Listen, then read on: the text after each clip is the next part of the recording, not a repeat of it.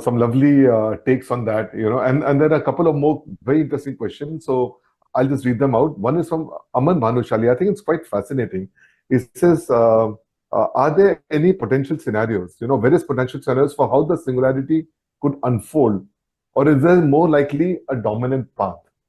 I think it's and it takes me to your thought about how organism, it kind of came up, let's say a single cell, ocean, amphibian, I mean, it's a very fascinating, very philosophical question, right? And maybe I'll just pause and let you answer this before I move to the next one. I forget who, one of the great thinkers of AI, maybe Jeffrey Hinton, maybe one of these other guys, I forget who, has said that AGI or singularity will happen gradually and then suddenly. So it'll happen gradually as the primordial soup kind of figures itself out, etc. And then one day it'll just happen. Okay, that's one view of it. Okay, right. My view of it has been slightly different, and I've actually written about it almost 6 or 7 years back. Okay, I call it the frog in the boiling water path. Okay, where you know that old fable of you put a frog in normal water and you gradually boil the water and the frog keeps on getting more and more comfortable until the water boils and it dies, right? And frankly, that's what's happening to us. Think about it. Okay, we used to remember phone numbers, for example. Okay, now we don't. You don't even remember your spouse's phone number. Okay, you used to remember directions from place A to place B.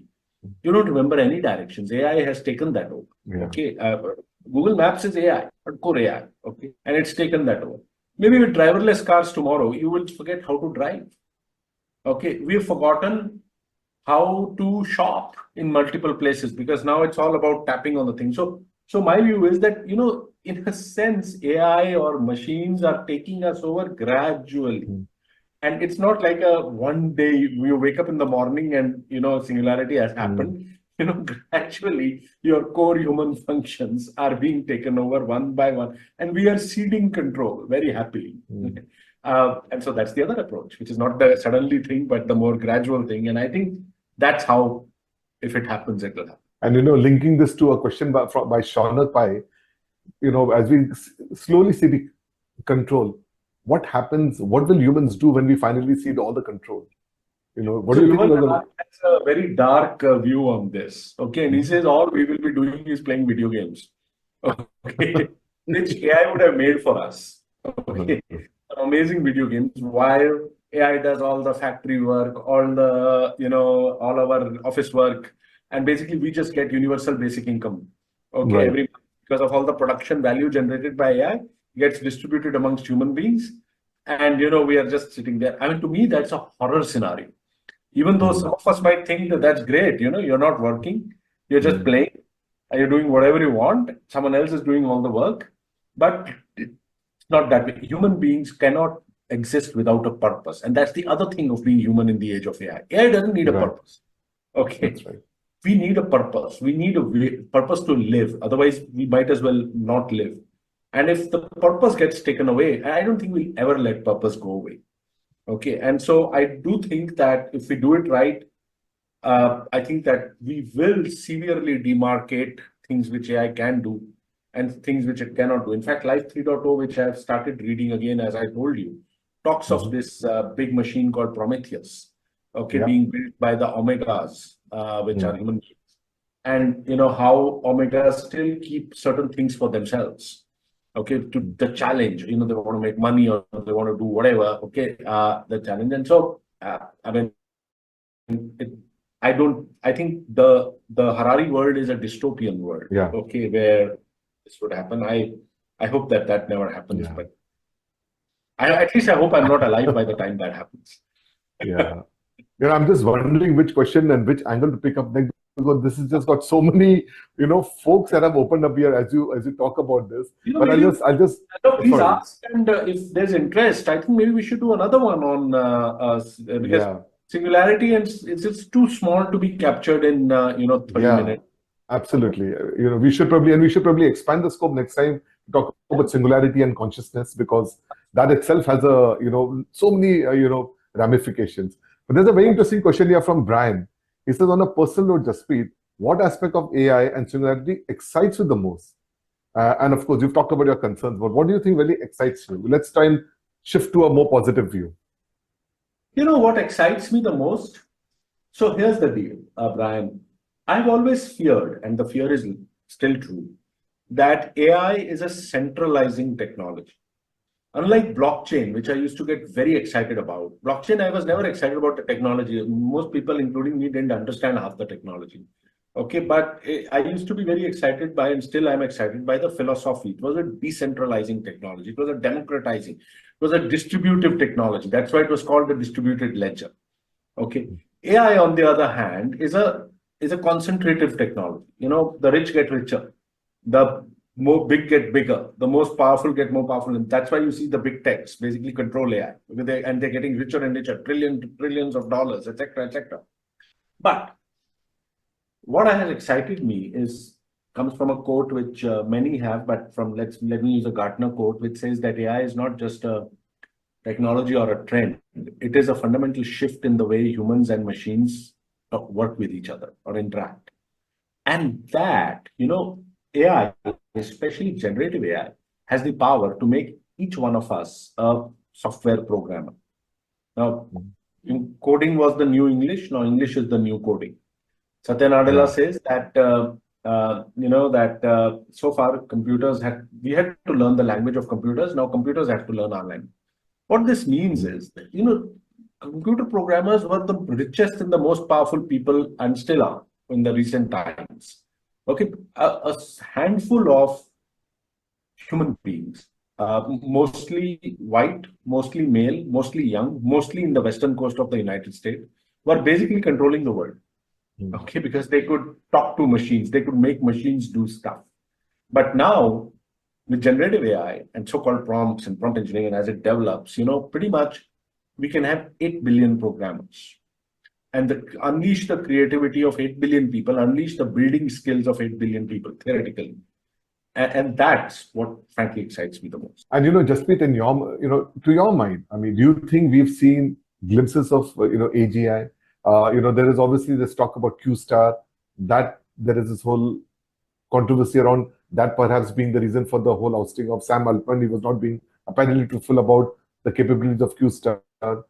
We obviously you talked about Sebastian Lubek's paper Sparks of AGI. I think to an extent, I think you mentioned it was debunked later on. And then there was this talk about Cloud 3 lately, this kind of giving a sense of sentience, being aware. Now, was it a simulation? Was it genuinely being aware? What are your thoughts? Do you think we have started to see some glimpses, of what could eventually... It goes back to where we started, Vivek. What's the definition? Yeah. Okay. So is the definition just intelligence in doing a particular mathematical task, which was what the Q star thing was? Okay. Or is it, doing the 4 or 5 things that Sparks of AGI did? Okay. Or is it like far more general than that? Does it also have to include doing things physically? Okay. Because you can't just, you can have intelligence, but if you still can't hold a pencil, then what's the point? Okay. Right. Or to do something. Okay. So you could just be in a box and be super intelligent, but you might not still be able to do anything. Okay. Right. So what's the definition? So if the definition is not clear,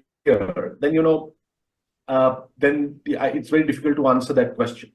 Has the Turing test been passed? Yes, I believe so. Okay. Absolutely. If that's the definition, yes, I believe so. And there are thinkers and scientists far greater than me who are unable to answer this question. Okay, the man I revere the most, which is Geoffrey Hinton, now has always said that no, it's never going to happen, or it's going to happen in 100 years. But now he says that the probability of it happening in less than 5 years is non-zero. Okay, right. So very engineering words. Okay, right. So if these guys think so, then maybe yes. Okay, but I don't even know if I don't think any of us will even recognize AGI if it's staring at us in the face, because we don't know what the definition of that is true. In fact, a very interesting definition that I came across about AGI, and I can't recollect the computer scientist's name, but he talked about the fact that to his mind, he said the Turing test for the AGI would be give it $100,000, give it, let's say, 3 months, and say, turn this around into $1 million. I don't know if you recollect the name of this. No, not the name, but I recollect. And in fact, maybe it's Max Tegmark, because the Life 3.0 kind of talks about, how to convert certain amount of money to certain more amount of money. Right. Yeah, because, I think the whole idea is about really using ingenuity, really understanding the society, and of course, finally coming down to computation and stuff like that. So that's really what's going to be.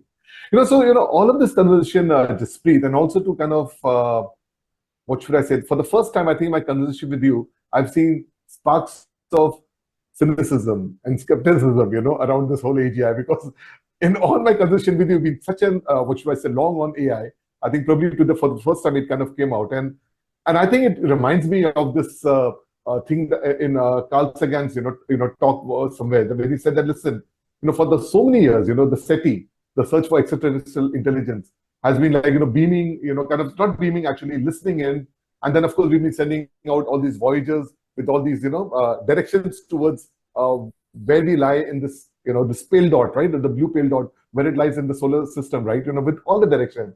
And it says, what if tomorrow some super intelligence being were actually able to kind of, come across, the Voyager 1, they actually retrieve this, the directions, and they finally, we wake up one morning to see, these huge spaceships, really, on the horizon, or let's say landing on Earth. He said, who amongst the citizens of Earth would we really be qualified to go and engage with them, And I think that's really, the big question that I think you kind of talk, that's my takeaway, right?